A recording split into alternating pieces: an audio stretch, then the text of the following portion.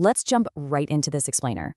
Look, today we're completely unpacking the modern rules of workplace dynamics. We're going to show you exactly how to build a killer personal brand and do it without burning yourself out.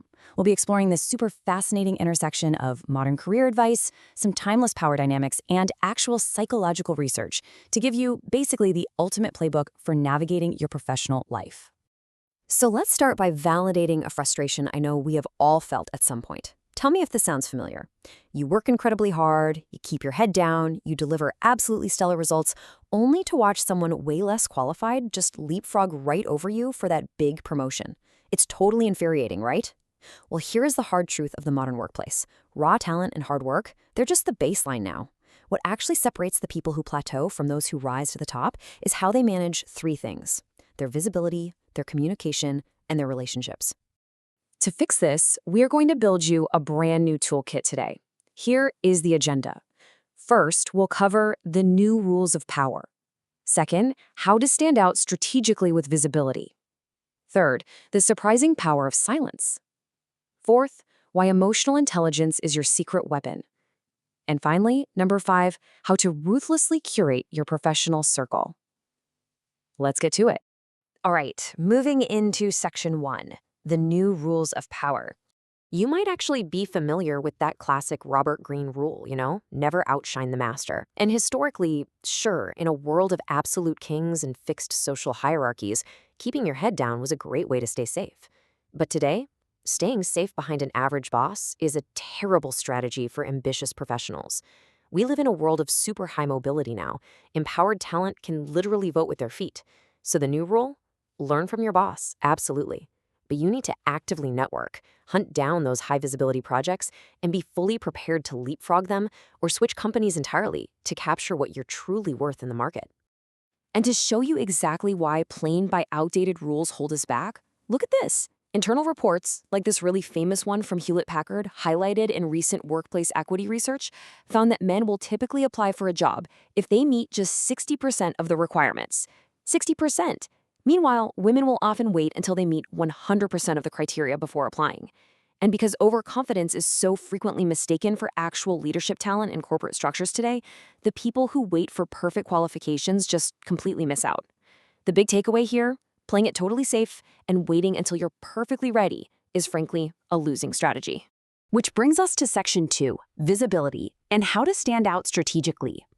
So you might have the absolute best results in your entire office, but the real secret to modern power is visibility. A lot of professionals fall into this massive trap of assuming their work will just, speak for itself. But let's be real for a second. If no one actually knows about your contributions, how on earth can they reward you for them? It's not just about grinding and working hard anymore. It's about how you package that hard work so the actual decision makers recognize your impact. But how do we do that without sounding like a completely arrogant jerk, right? Well, it's called the microtask strategy, and it helps you build your reputation seamlessly. Step 1, turn your wins into micro stories. Don't just dump a list of facts on people. Frame your successes as really quick, engaging little narratives about a specific problem you solved. And step 2, this is the holy grail right here. Get other people to promote your work for you. Share the credit, make your team feel valued, and they will naturally become your biggest advocates, amplifying your visibility so you don't even have to. But wait, here is a fascinating paradox we have to navigate. If visibility is power, when should you actually just shut up? Because think about it, if you are always talking, always self-promoting, eventually you just become background noise. And that leads us perfectly into section 3, the power of silence. We live in a culture that absolutely obsesses over constant, total transparency, right? We're told to share every passing thought on social media and just lay all our cards out on the table all the time. But historical strategy teaches us that unyielding chatter is actually a massive liability. Just like Machiavelli observed centuries ago, the most profound influence usually comes from what you deliberately choose not to say. Sure, words paint pictures, but silence? Silence preserves an authentic reality and literally gives you an informational edge over everyone else in the room. The people who speak less and choose their moments carefully take on this highly discerning role that commands so much respect. Because when you overtalk, you're actually creating invisible chains for yourself. You lock yourself into public declarations that make it super hard to pivot later on. Plus, you end up exposing your entire thought process and your vulnerabilities to competitors. And honestly, the worst part, it dilutes your presence. A leader who feels the need to constantly explain every minor little decision inadvertently makes themselves look ordinary. Silence, though, that breeds this incredible aura of strength and flexibility. All right, moving on to Section 4, Emotional Intelligence at Work. To actually apply this delicate balance of visibility and silence effectively, you have to know how to read the room. There was this fascinating qualitative study published in the International Journal of Indian Psychology that analyzed employees across a bunch of different sectors in Bangalore: defense, education, medical, corporate, the whole shebang. And what they found is that emotional intelligence, or EI, is an absolutely critical psychological resource for handling modern workplace pressures. It is literally the deciding factor in whether or not you can sustain high productivity under extreme stress.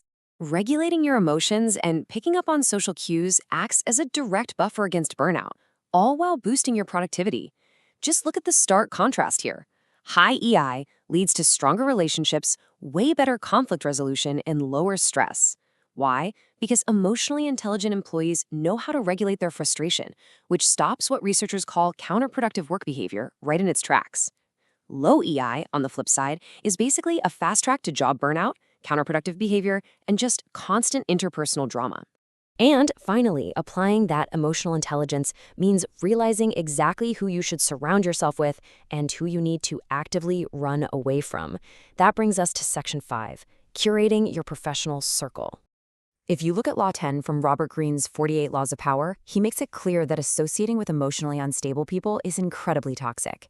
Their negative energy is literally contagious. You know the type: the constant complainers, the chaos agents, the people who endlessly blame the universe for every little bit of bad luck they have. They will drag you down. Greene actually calls this the infection law. By associating with the chronically unhappy and unlucky, you run a huge risk of getting caught up in their web of excuses. It damages your own reputation and completely drains your energy. And we see this play out in the real world constantly. Balancing empathy with your own self-interest means you have to distance yourself from constant negativity to protect your own growth. Look at absolute titans like Warren Buffett in business or Michael Jordan in sports. They are legendary for rigorously protecting their inner circles. They actively sought out the driven, optimistic people and ruthlessly avoided the complacent and the negative. You have to be empathetic enough to understand people, absolutely. But you also have to prioritize your own self-interest enough to cut off toxic associations before they infect your career. So, I want to leave you with this to think about. Look closely at the people you spend the most time with at work. Are they actually pulling you up and elevating your visibility, or are they dragging you down into their chaos and drama? True power in the modern workplace is a really delicate dance. You have to be visible when it matters, silently observant when it doesn't, and ruthlessly protective of the company you keep. So take this playbook, apply it, and ask yourself, who do you need to cut out of your circle tomorrow?